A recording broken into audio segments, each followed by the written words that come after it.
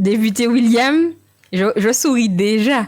Je ne vous demande pas forcément de répondre, mais je vous donne quand même votre avis d'avocat. Là, c'est la casquette d'avocat, pas de politique. Je vais lire la chose suivante. On parlait en début d'émission, on parlait de détournement de fonds, le fonds compensatoire pour les personnes en situation de handicap à la CTM. On a parlé de ça.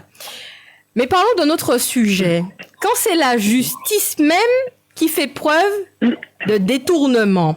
Karine Gonnet, présidente du tribunal judiciaire de Fort-de-France et du conseil départemental de l'accès au droit, le CDAD, de Martinique, avait été visée par une enquête judiciaire ouverte en mars 2024.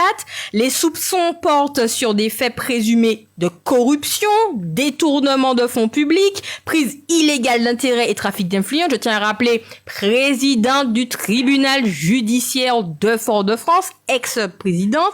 L'enquête avait examiné notamment l'utilisation de fonds du CDAD pour des dépenses potentiellement injustifiées ou personnelles, telles qu'une fresque à 100 000 euros, un 4x4 de 40 000 euros utilisé à titre personnel et divers frais de déplacement. L'affaire avait été révélée par une dénonciation de l'ancienne secrétaire générale du CDAD, Micheline Viogal.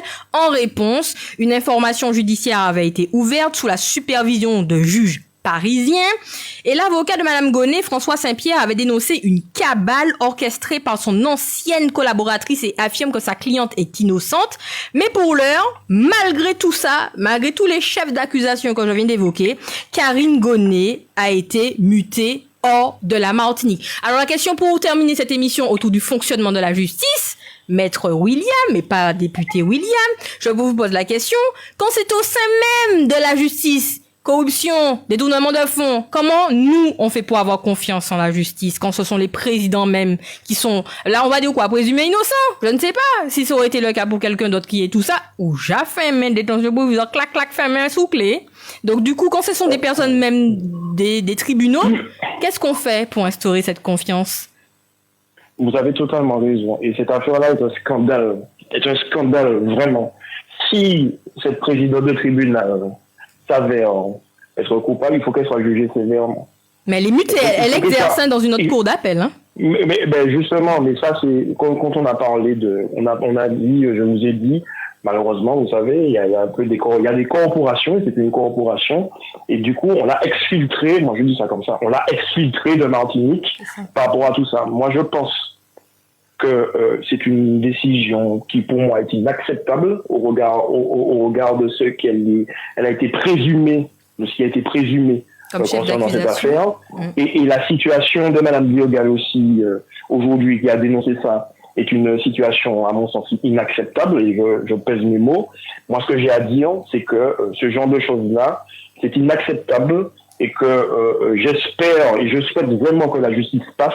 Et si Madame Gonnet savait être coupable, il faut qu'elle soit jugée sévèrement, comme tout un chacun dans ce cadre-là en matière de détournement de fonds. Parce qu'on dit détournement de fonds que les gens ne sont pas jugés. Moi, j'ai un dossier, détournement de fonds, où j'étais en partie civile, où c'était une grosse entreprise qui a payé un sous en Martinique, qui a été condamnée.